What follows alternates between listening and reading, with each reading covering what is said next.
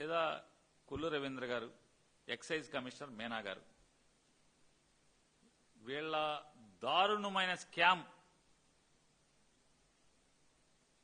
బారుల్లో ఎంత స్కామ్ జరుగుతుందో ఛాలెంజ్ చేస్తున్నాను. నారా చంద్రబాబు నాయుడు గారిని ఛాలెంజ్ చేస్తున్నా. రాష్ట్రంలో ఉన్నటువంటి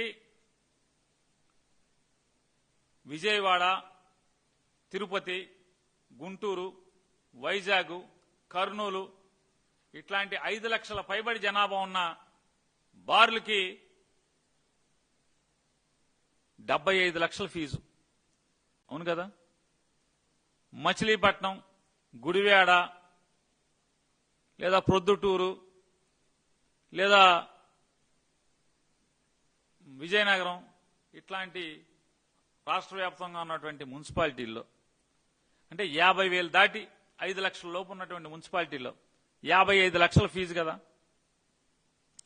పెడన, అమినిగడ్డ, నందికొట్కూరు ఇట్లాంటి ఊళ్ళలో 35 లక్షల ఫీజు నేను అనుకుంటున్నాను. ఈ 35 లక్షలు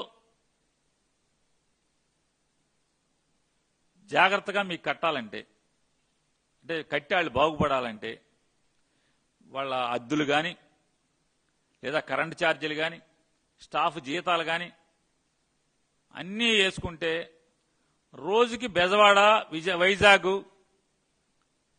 తిరుపతి, గుంటూరు, కర్నూలు లాంటి పెద్ద ఊళ్ళలో రోజుకు 3 లక్షల రూపాయలు అమ్మాలి. అమ్మకపోతే లాభం గోపులోకి వస్తాం. ఇళ్ళు కాళ్ళెత్తి ఇళ్ళు వాకిళ్ళు అమ్ముకోవటమే. బందరు, గుడివాడ, అనకాపల్లి, ప్రొద్దుటూరు, కడప ఇట్లాంటి ఊళ్ళు ఉన్నాయి. ఆ ఊళ్ళలో అయితే రోజుకి 2.5 లక్షల రూపాయలు అమ్మాలి. ఈయన పక్షంలో బ్రేక్ ఈవెన్ రావాలంటే, లేదా మిగతా ఊళ్ళలో బార్లు అన్ని చోట ఉన్న చోట రోజుకు 2 లక్షల రూపాయలు అమ్మాలి. అసలు విజయవాడ, గుంటూరు, విశాఖపట్నం లాంటి, తిరుపతి ఇట్లాంటి నగరాల్లో ఒక్కొక్క బారు నెల 80 లక్షల సరుకు ప్రభుత్వం దగ్గర కొనాలి. కమిషనర్ గారు ఛాలెంజ్ చేస్తున్న చంద్రబాబు నాయుడు గారు, నెలకి 80 లక్షల రూపాయలు ఇప్పటికి మీరు సుమారుగా 47 రోజులు ఎంతో 48 రోజులు అయినట్టుంది మీరు బార్లు ఓపెన్ చేసి. అంటే 846 బార్లుంటే దాంట్లో 500 చిల్లర బార్లు ఓపెన్ అయినాయి, 300 చిల్లర బార్లు ఓపెన్ అవ్వాల. అంటే ఎవడో రాలా. ఈ 500 చిల్లర బార్లలో విజయవాడ లాంటి నగరాల్లో 80 లక్షలు నెలకి కొనకపోతే, మీ దగ్గర సరుకు కొనకపోతే ఈరోజు అమ్మకాలవు. కొనేవాడు తాగేవాడు తర్వాత సంగతి, ఎంత తాగాడు అంత. నువ్వైతే 80 లక్షలు లేనిదే షాప్ నడవదు, దివాళా తీసేయాలి, నెలకే దివాళా తీసేయాలి. బందర్ లాంటి ఊళ్ళలో, బందరు, గుడివాడ, పొద్దుటూరు, నంద్యాల ఇట్లాంటివి అన్నా అనుకున్నాం కదా. ఇట్లాంటి వాటిల్లో అంటే నెలకి 65 లక్షలు సరుకు కొనాలి డిపోలో, గవర్నమెంట్ డిపోలో. లేదా మిగతా చోట్ల నెలకి 50 లక్షల సరుకు కొనాలి. కొంటున్నారా అని అడుగుతున్నాను. లెక్కలు తీస్తారా?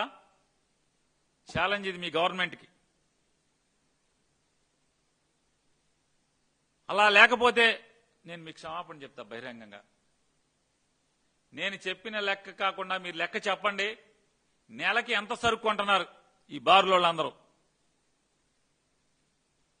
మరి ఎట్లా నడుస్తున్నాయి? మొత్తం నాన్ డ్యూటీ పెయిడ్ అంటే ప్రభుత్వం దగ్గర కొన్నటువంటి బ్రాందీ సీసాలు కాకుండా, లేదా మన జనార్దన్ దగ్గర, జయచంద్రారెడ్డి దగ్గర, సురేంద్ర నాయుడు దగ్గర, లేదా తెలంగాణనో గోవానో ఏదో బయట మహారాష్ట్ర నుంచి వచ్చినటువంటి సరుకుని తాగించడం ద్వారా మాత్రమే ఈ బార్లు బతుకుతున్నాయి, బార్లు నడుస్తున్నాయి. నేను నారా చంద్రబాబు నాయుడు గారిని ఛాలెంజ్ చేస్తున్నా. రేపుగా ప్రతి రాష్ట్రం, ప్రతి ఊర్లో, బారున్న ప్రతి ఊర్లో మీ ఎక్సైజ్ ఆఫీసర్తో పాటు వైసీపీ ఉన్న ఒకడిని, మా పార్టీ ఉన్న ఒకడిని, సిపిఐ ఒకడిని, సిపిఎం ఒకడిని. కాంగ్రెస్ పార్టీలో సగమేగా మీతో ఉన్నది. పోనీ ఆ సగం కాంగ్రెస్ పార్టీ మీతోనే ఉంటుంది కదా. మిగతా సగంలో ఒకడిని నిజ నిర్ధారణ కింద వేసి ప్రతి బారుకి వెళ్ళి సరుకు చెక్ చేద్దామా? ఛాలెంజ్ చేస్తున్నాను. సరుకు మొత్తం ప్రభుత్వం దగ్గర కొన్న సరుకా కాదా చెక్ చేద్దాం పదండి. ఆ బారు పేరు మీద ఉన్నటువంటి బారు పేరు మీద కొనుక్కొచ్చిన సరుకా కాదా చెక్ చేద్దాం పదండి రేపొద్దున. లేదా మధ్యాహ్నం అంటే ఇవాళ టీములు వేయటానికి టైం పడుతుంది కాబట్టి రేపొద్దునే వెళ్దామా? మీరు ఇస్తారా? ఏ బార్ అతను ఈ 47 రోజుల్లో ఎంత సరుకు కొన్నారు మీ దగ్గర? ఉండదు. మీరు ఎవరో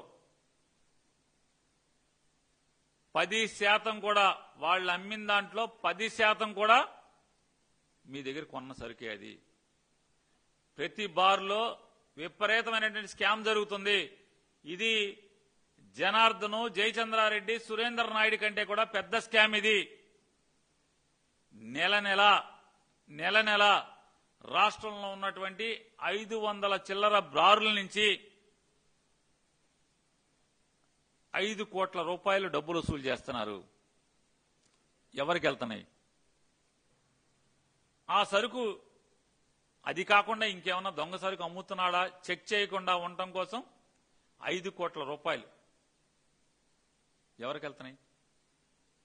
సారా మంత్రి గారికి వెళ్తున్నాయా? కమిషనర్ గారికి వెళ్తున్నాయా? లేదా ఎవరికి వెళ్తున్నాయి? ఇంత విచ్చలవిడిగా మద్యం స్కామ్ చేస్తూ మళ్ళీ వైఎస్ఆర్ కాంగ్రెస్ పార్టీ మీద పడి ఏడవటమా?